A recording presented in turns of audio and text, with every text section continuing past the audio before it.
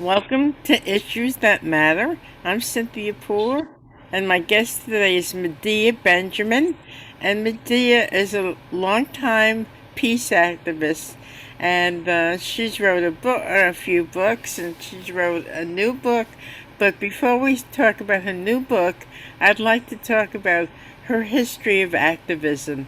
So, Medea, how did you get started with peace activism?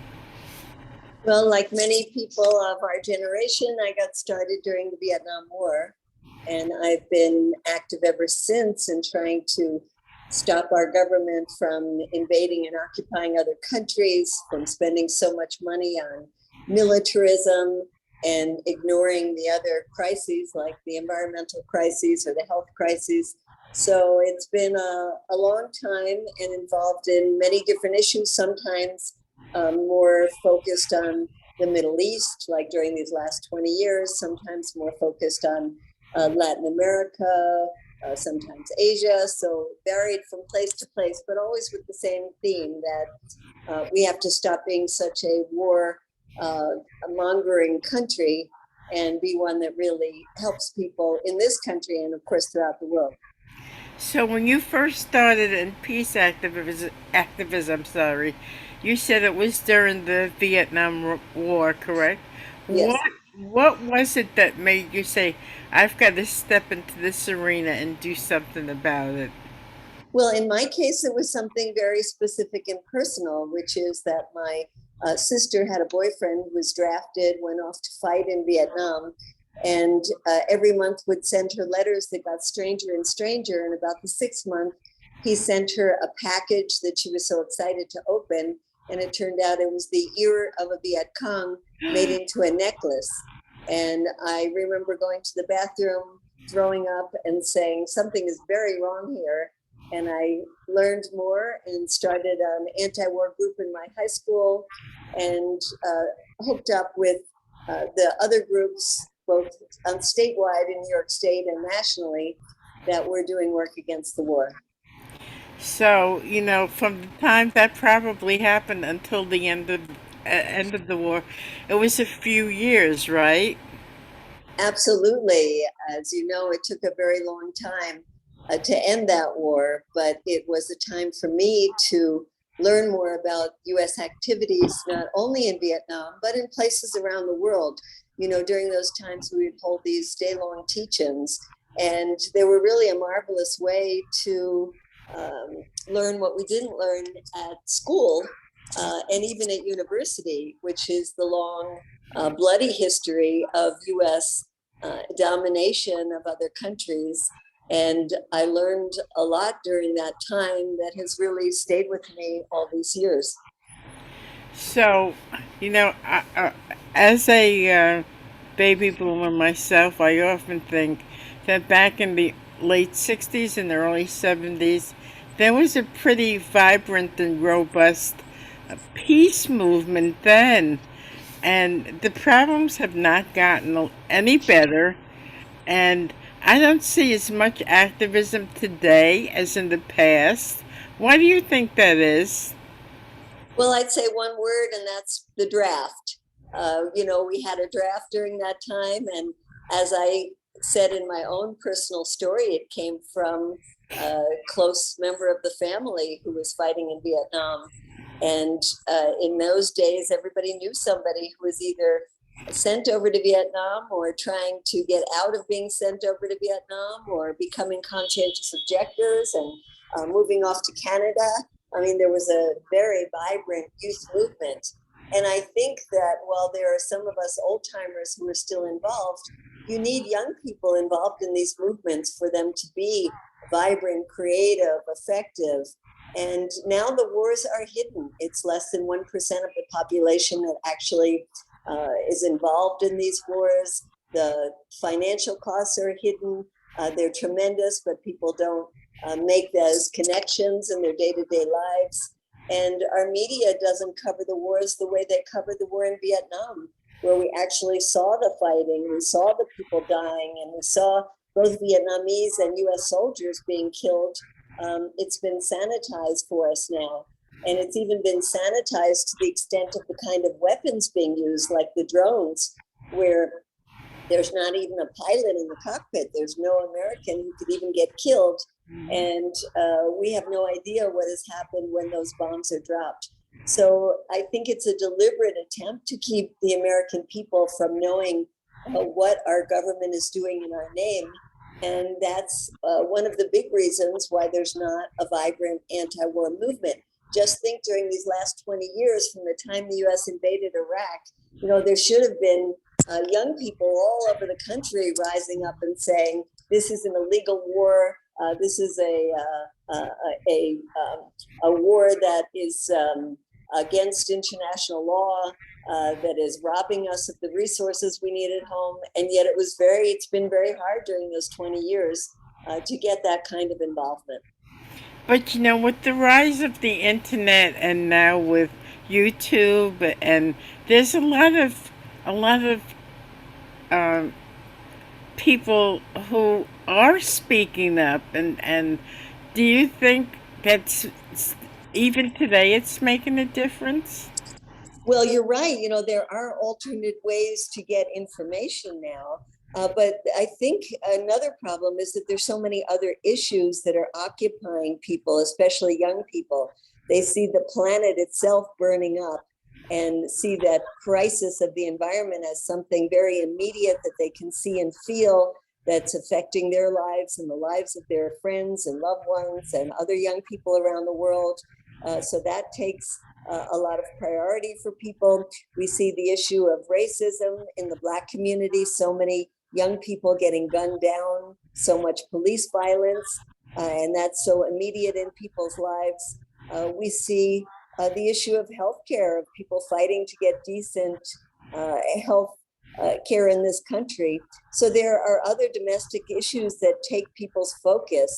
And we in the anti-war movement have been trying to connect these issues and show how when you're spending about $1 trillion on the military, you're not going to have money for a good healthcare system or free college education or money to really put into a serious policy to deal with the environmental crises. But it's very hard to get that message across. So after 1975 and the war in Vietnam ended, at that point, what did you do? Well, I actually decided that I wanted to have a, a, um, a skill that I could help people in different parts of the world. And so I went back to school. I studied public health and nutrition and went to work for the United Nations. I spent a number of years in Africa and then in Latin America, trying to contribute to um, crises like famines. And yet, when I saw malnourished kids and I had to deal with them and had babies dying in my arms, I felt that it wasn't enough to be there to give them rehydration salts, that I wanted to know why the world was so messed up, that there was such a terrible distribution of the abundant resources. And I went back to college, studied political economy, and then got involved politically.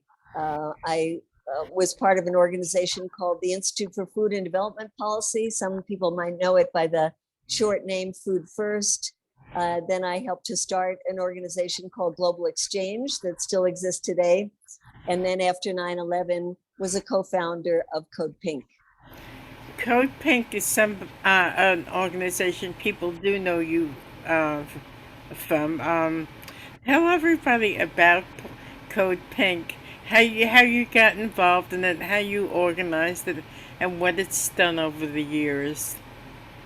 It was during a retreat of women that are involved in environmental issues right after the 9/11 attacks that we took one of the breaks in our conference and talked about the pending invasion of Afghanistan and Iraq, and talked about how this was such a crazy response and we had to do something about it. It was the time when George Bush was president and had declared the color coded alert, where there was the yellow, orange, red, meant to keep people always in a state of fear of another terrorist attack and to justify those invasions. And so we first, kind of on a lark, said we wanted to create a code hot pink. It turned out that hot pink was a URL that was already taken by a porn group, so we couldn't be hot pink. We had to be just pink, which actually turned off a number of women who were not really into the color pink. And we said, well, it's not about the color, it's about the actions. It's about the call for a nonviolent response to 9/11, to a call to say that we should bring the people who attacked us to justice, and not use it as a justification to invade other countries. And in that time, we had tremendous support from women and men all around the country. At one point, we had hundreds of local Code Pink groups. We had about 300,000 people on our mailing list. It was a very vibrant organization. Now we're smaller because the wars aren't as present in people's minds, but we still are a group that has about 100,000 people on our mailing list, that does get people actively involved. As with other organizations, COVID meant that we had to do a lot of things online instead of in person. We're quite well known for our activities in Washington, D.C., where I moved after 9/11, where we would go into Congress and stand up and speak out against war, militarism, and we would often get hauled off to jail. I and many of my colleagues have been arrested dozens of times in these kinds of actions. But then during COVID, we switched to the kind of webinars, but we do get hundreds of people on our webinars. Like on our Tuesdays, we have something called Code Pink Congress, where people join us online for an issue, and then we take action during the webinar. We call them action hours, either calling Congress, the White House, some of the corporate media that have been so bad at telling us the truth about these issues. So we've stayed active, but we're anxious to get back on the streets, which we have been doing, but we're anxious to increase our numbers and effectiveness in terms of stopping wars. So tell us a little bit about the webinars. How could people participate? Well, if they go onto our website, codepink.org, you'll see that one of the things is Code Pink Congress, and just register. And then we'll send you information about when they're happening, what the topics are, what the actions are going to be. So it's very easy. Okay, so you've written a few books, and one of them was about drones. Can you tell us a little bit about that? Well, I started seeing that the US military was changing its tactics, and to make sure that no American soldiers or pilots were killed, drones became more and more useful. And this was during the time of President Obama, when he would say to us that we were winding down these wars, and yet here the use of drones became very prevalent. And we went to both Pakistan and Yemen, where the drones were being used on a regular basis. And we talked to people who had lost loved ones from drone strikes, or who had lost their legs, their arms, very young children who were traumatized by the constant buzzing of the drones overhead, not knowing when they were going to drop their bombs. And so we came back to the United States to try to stop the US from doing that. There's one famous incident in which I actually got inside an event where Barack Obama was talking at a military college, and got a chance to stand up and say that I had just returned from these countries, that we were killing innocent people. He was a constitutional lawyer. How could he sanction that? And had actually quite a conversation with him during that interruption. And then I thought it was important to write more about it. And so I wrote a book and did a speaking tour around the country, organized people to speak out about the drones, to pressure Congress to hold hearings where we brought families from Afghanistan and from Yemen to testify before Congress about the consequences of these drone strikes, and to also create a fund in Congress, a multi-million-dollar fund that would go to compensate the innocent civilians who had been harmed by our drone strikes. I remember watching you on TV and standing up to Barack Obama, and I remember him saying, "Let her speak." When he said that, were you surprised? I was astonished because we have interrupted people before, and immediately the security comes to drag us out. And in this case, he said, let that, he called me a young woman. I'm 10 years older than him, but whatever. He said, let that young woman speak, and what she has to say is very important. And so while there were FBI and other police agencies surrounding me, ready to haul me off, I said to them, you better wait because I'm actually having a conversation with the president. And so it was quite a time to get my very deep thoughts out. And then they did take me away. And as I left, you could hear him saying again that I don't agree with everything she says, but there are a lot of things that she says that make sense that we have to pay attention to. So it was very different, let's say, than when we do this to other people who immediately want to make fun of us, belittle us, not pay attention to the content of what we're saying. And I think that, some people say that we shouldn't do these kinds of interruptions, but we feel that it's important to use any way that we have to educate people, to speak truth to power, and to try to convince those that do have the power to change our policies, that our policies are not only killing innocent people overseas, but they're making us hated and they're making us less safe in this country. So that was pretty bold, and I remember hearing that you said that you were very nervous when you did that, right? Well, it's always very nerve-wracking to interrupt somebody who is the president of the United States. I did it once when George Bush was president, when Trump was president, and there's a little voice that is always there saying, "Don't do it, don't do it." This is not the right way to interact with the president. And then another voice saying that remember those victims that you met with and the people who will never get a chance to speak to the most powerful person in the world. Hmm. And that is the voice that gives me the strength to speak up. Was George Bush as respected, as accepting as Barack Obama was when you tried to interrupt him? No, on the contrary, he just made fun of me and laughed and, waited for the security to drag me out. And that's pretty much the way most other people behave. What about Trump? Trump just makes fun of, this was during the inauguration, actually, and he just stayed quiet and then ignored and went on with his speech. But you can remember during those campaign stops when people would interrupt him, he would say, beat the crap out of that person. Right. So he was not only dismissive, he was worse than that. Wow. Wow. So, um, then we're in the era that we are now, and we find ourselves in a confrontation with the Ukrainian and Russian armies.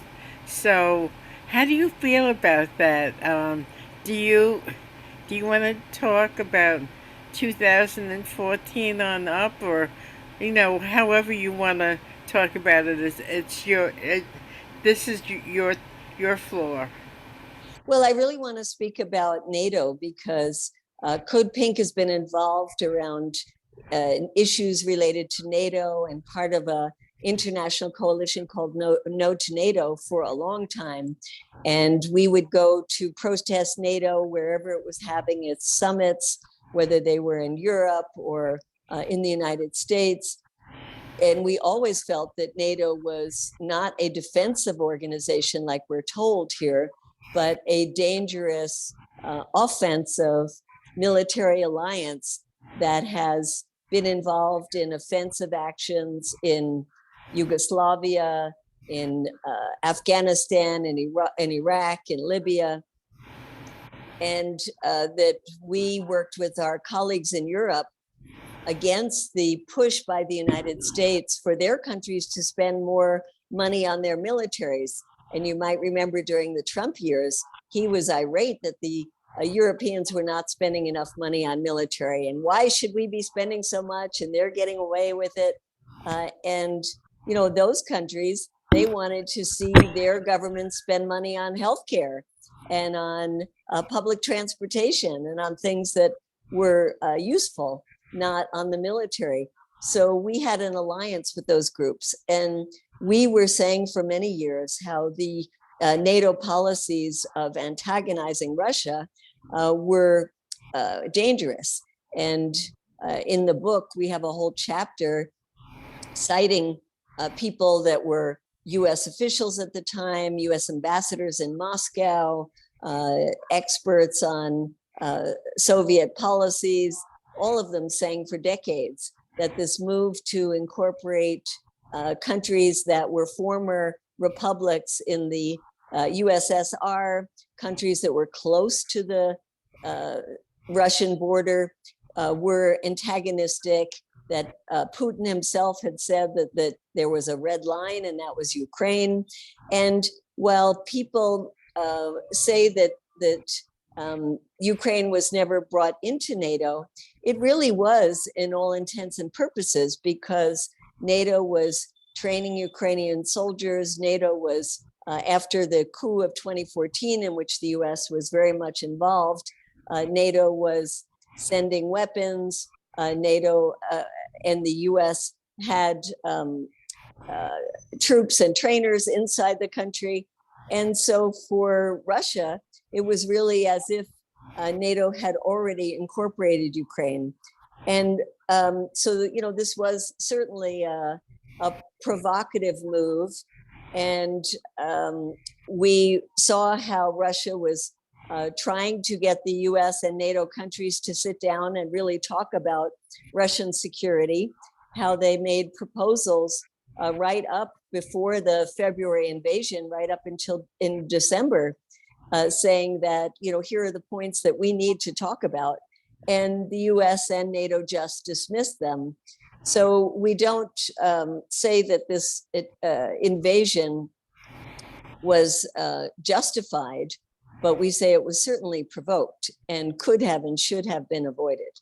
You know, the material that you just said, it's easily accessible on the internet, but yet people watch the different cable news stations or radio stations, and they hear the propaganda that Russia's the bad guy, and that's not going to help any.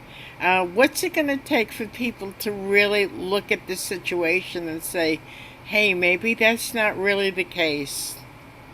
Well, I think you can say that Russia is the bad guy in terms of invading Ukraine. They should have never done that. That was a terrible mistake. And the consequences for the people in Ukraine are devastating, as they are for the Russian soldiers, so many of whom have been dying every day. But we have to recognize that there are really two wars going on. The one where the Russians are the aggressors, and the geopolitical war in which the US and the West are the aggressors, and how the US has admitted that we are using this war right now to weaken Russia. This is something that our Secretary of Defense, Austin, has said. And as the American people are really misled by our mainstream corporate media in thinking that the way to support the Ukrainian people is to pour billions of dollars of more weapons into that war. The reality is that to help the Ukrainian people would be to force our country to go the path of diplomacy. It's very interesting that Anthony Blinken has announced that he is going to have his first talks with his counterpart, Lavrov, in Russia. And he said he's going to talk about prisoner swap and he's going to talk about the grain deal, but he's not going to talk about the war in Ukraine. So that is absolutely ridiculous. The US, not only Lavrov and Blinken should have been talking all along, but Putin and Biden should have been talking all along as well.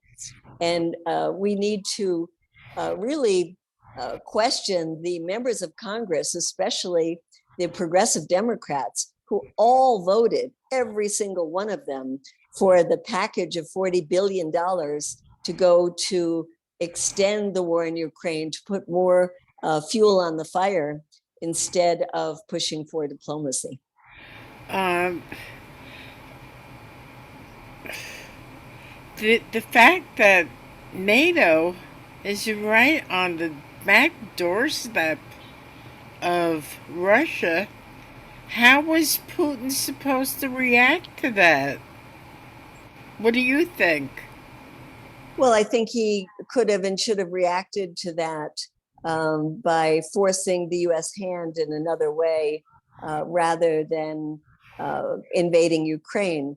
I think he could have appealed to other entities, to the Secretary General, to the United Nations, maybe even the Pope. I mean, who knows? There's other organizations that could have been brought in if Putin said this is an emergency situation and we're actually going to invade if you don't take us seriously.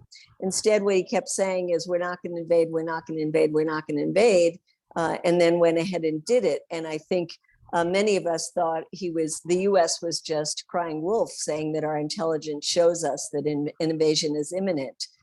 So I think there are other ways that the Russians could have handled this. Also, if it was really about the Donbas region and the area that was closest to the Russian border, then why did their initial invasion go all the way up to the capital? That was something that it seems like they totally miscalculated and thought that there would be a lot more support for the invasion and that the Ukrainians wouldn't put up the kind of resistance that they did. So there were big mistakes that the Russians have made in all of this. And I don't think we should be trying to justify their invasions, but I do think we should say that we have played a major role in making this happen and in keeping it going. And how are we going to push our leaders right now to stop this from being a protracted war that goes on not only for months and months, but could go on for years and years, devastating to the Ukrainian people, making it harder for them to rebuild. And it will be on the dime of the US and the Western countries that the rebuilding will happen. So I think it's really in the interest of anybody who cares about the economy, the recession. Some say we're in it, some say we will be in it soon. If we have to keep paying for this war in Ukraine and then paying many, many billions of dollars to rebuild Ukraine, that is not going to help the US economy. So, tell us how people can get your books. You did write a book on drones, and now you've written one on the Ukraine. How could people see what you've written and purchase your material? The book is put out by a publishing company called OR, just those letters, OR Books. They are taking advanced orders right now. I will be doing a speaking tour around the United States. So people who want to invite me can write to Code Pink, just info@codepink.org. Okay. And we'll get back to you as we plan a speaking tour in the fall. Medea, that sounds pretty exciting. So as you do your speaking tour, would you be willing to come back on issues that matter and talk about the response that you're getting nationwide? That would be wonderful. And I'll also talk about the response we're getting and try to push Congress, to push the White House to call for diplomacy instead of escalation. So thank you so much for that opportunity. Thank you. Thank you. You've been listening to Medea Benjamin founder of Code Pink. I'm Cynthia Pooler. This is Issues That Matter. And if you like this show, please subscribe to my YouTube channel. Medea, it was such a pleasure to talk to you. You have a wonderful day. Thank you so much, Cynthia. Same to you.